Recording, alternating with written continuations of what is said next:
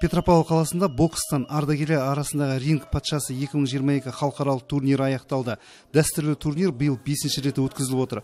Турнирге еліміздің әр облысынан, сондай-ақ Ресей мен Қырғызстаннан келген спортшылар қатысты. 6 салмақ дәрежесінде 35-тен асқан былғар қолғап шеберлері шаршы алаңда өнер көрсетті. Маңғыстау облысының намысын Жаңаөзен қаласының былғар қолғап шеберлері, атап айтқанда жаттықтырушы Қайрат Ержановтың шәкірттері қорғады.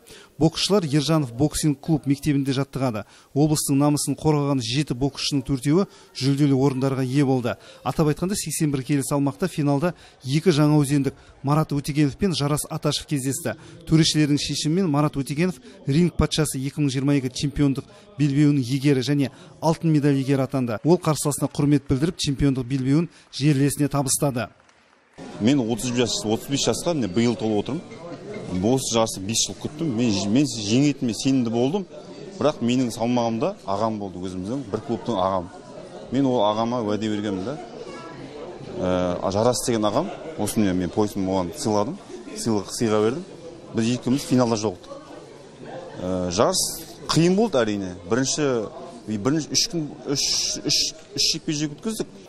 Турнир финалисті Жарас Аташев барлық спортшылар бар ерік жігерін көрсетіп, барынша бокстасқанын айтты.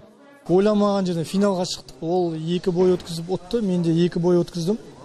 Сосын финалға шықтық. Содан не керек? Енді просто рингке шығып, бокстаспаймыз, просто ағалық неңді сөйтіп айтып, беремін сізге деді. Сөйтіп, омен ұйымдастырушылар келіскен жоқ. Мынау дейтін, біздің жарысымыз шоу, біз шоу көрсету керек. Ол жақта да жаңа қонақтар бар, акиматтан адамдар келеді. Өйтіп, снимать етуге болмайды деп, бокстасасыздар деді. Нағыз бокстаспайтын болсаңдар, басқа адам шығарамыз орныңызға деді. Просто амал жоқ, бокстасуға тура келді, бокстастық. Бір-бірімізді ондай қатты ұрмағанмен көрермендерге шоу жасадық та.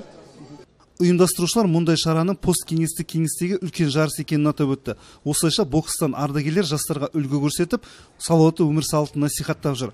Бокстан жаттықтырушы Қайрат Ержановтың айтуынша, турнирге халықаралық дәрежедегі спорт шеберлері, әлем чемпионаты және олимпиада ойындарына қатысушылар жиналып, барлығы лайықты өнер көрсеткен. Алда енді осындай қазіргі уақытта осындай жарыстар көп, 35 жастан жоғары ағажағалылар деген. Сол алда жарыстарда дайындалу жаңағы Өтегенов Маратта, Аташев Жараста, кәсіпқой бокстан да шығып өздерін көрсетіп, бойлар жасап жатыр. Солында келесі жарыстары бар. Октябрь қазан айында. Сол жарыстарға дайындаламыз бұйырса.